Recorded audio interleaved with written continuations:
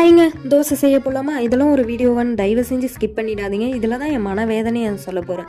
என்னோட மனவேதனை மட்டும் கிடையாது, என்ன மாதிரி வேலைக்கு போகிற எல்லாரோட மனவேதனையும் நான் நினைக்கிறேன். மட்டும் தான் இல்லைன்னு நினைக்கிறேன்.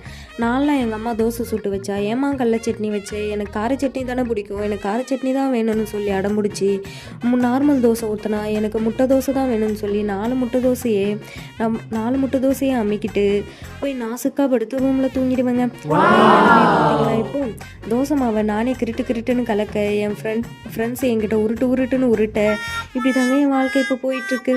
என்ன பண்ணணும் தெரியுமா? நானே தோசை ஊற்றி நானே சட்னி வச்சு, ஐயோ இதில் வேறு அடிக்கடி நான் சட்னி கூட வைக்க மாட்டேங்க, இட்லி பொடியை போட்டு சாப்பிட்டு படுத்து தூங்கிடுவேங்க. என் நிலைமையை பார்த்தீங்களா? அதனால் எல்லார் வாழ்க்கையும் எப்போ ஒரே மாதிரி இருக்காது. என்றைக்காவது ஒரு நாள் உங்கள் லைஃப்பும் மாறும். அதனால் இருக்கிறப்பவே ஜாலியாக இருந்துக்கோங்க. அடிக்கடி இப்படி தான் கருத்து சொல்கிறேன்ற பேரில் கழுத்த இருப்பேன், அதெல்லாம் கொஞ்சம் அட்ஜஸ்ட் பண்ணிக்கோங்க. ஓகேங்க, பாய். நெக்ஸ்ட் வீடியோவில் பார்க்கலாமா?